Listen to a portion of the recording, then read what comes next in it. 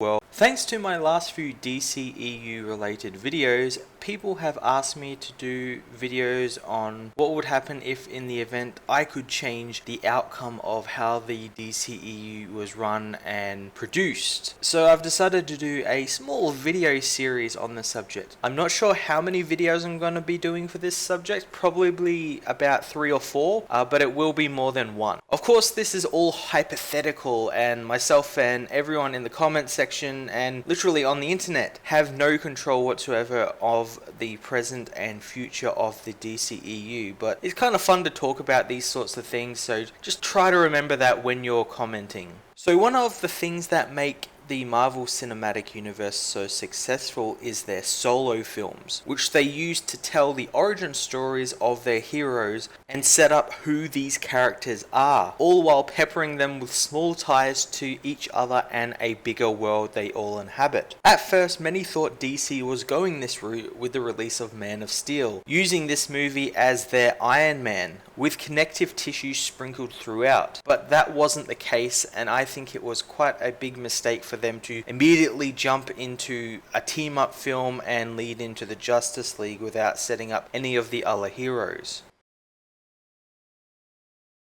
People, for some reason, believe that making a Superman movie is difficult, and I have to disagree. All you need is a crew of people who know who Superman is and what he stands for, as well as a director and producer who will put the character first and not project their own pretentious characterizations on them, and the constant need to appease Joseph Campbell's A Hero's Journey. When doing a Superman film, these people always fall into the same trap by making the hero fight some alien entity or someone who can go toe to toe with him while also being a dark mirror of them. This is where they all go wrong. Superman has a rather unique rogues gallery consisting of aliens, humans with powers, gods, magical beings, and even simple organized crime. For Superman's first film, he should go up against something rather simple, like Intergang, Metallo, or Reactron. These villains allow for characters like Lois Lane and Clark Kent to get involved on a reporting basis. All of the Superman films so far seem to forget that both Lois and Clark are award-winning journalists and actually have to work for a living. Having them investigate something like Intergang or where Metallo came from adds character to both these roles, but also helps further the plot and adds something interesting like situations for Clark, who is also Superman, but can't be found out by Lois, so it lets the director and writers get creative with all the situations where he has to sort of duck off to do some Superman stuff, and he has to get away from Lois, who's constantly trying to find out who Superman is and being just a journalist. Because of these characters being reporters, it also allows for a rather natural way to include hints and Easter eggs to your larger cinematic universe. You know, halfway through the movie, you don't have to stop because you need to introduce or hint at these characters who are going to be in the next film. It makes it much easier with these characters being reporters because you can just add a throwaway line in there like Lois Lane has an interview with, you know, the billionaire from Gotham or something, you know.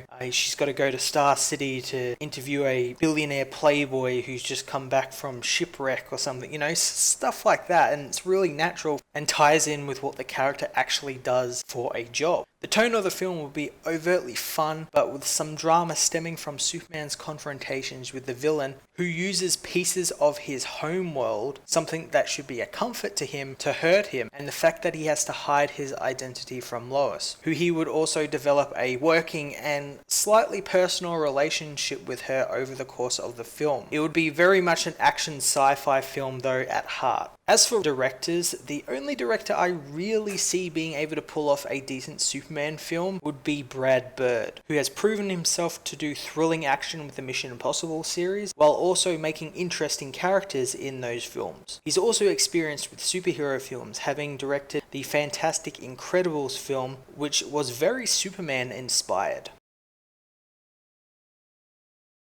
As a follow-up to Superman's first film, Wonder Woman would be up next. So Wonder Woman's film will be based upon the fact that Themyscira witnesses Superman's emergence in man's world and sends Diana out as an envoy in hopes to strengthen ties between the United Nations and Themyscira. which for hundreds of years has remained hidden from the world at large. Of course, certain people will see this arrival as a threat and look to incite a war between the Themyscirans and the UN. Of course, Diana discovers that Ares, the god of war, is behind this, and she must battle him to stop the war to end all wars. Seeing man's will to persevere against all odds and come together to help each other, Diana decides to stay on and help them in their effort to protect themselves from a myriad of new and strange dangers that emerge every day. The film would be very fantasy inspired, but set in modern times. There would also be a comedy aspect to it, stemming from Diana's interactions with modern technology and people such as Steve Trevor and Etta Candy. Again, like the Superman film, this film will have connections to a larger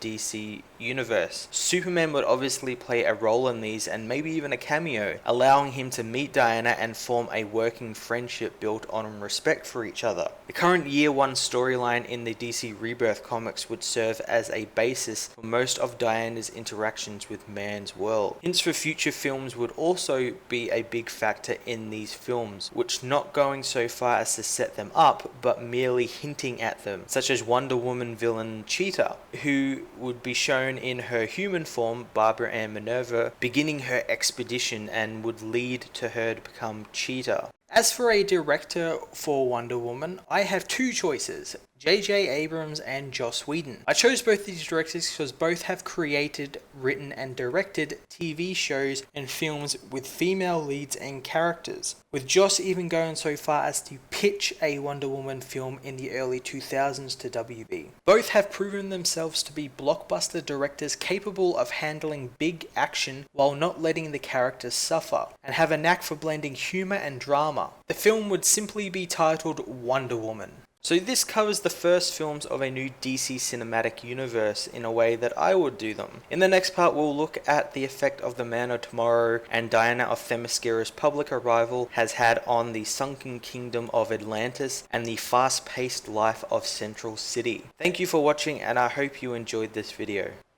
Hey everyone, thanks so much for watching my latest video, hope you enjoyed it. While you're here, why not check out another one of my reviews, like and subscribe my channel for more reviews and videos, and follow me on Twitter at Matt_FOS. Thanks guys, and I will see you all next time.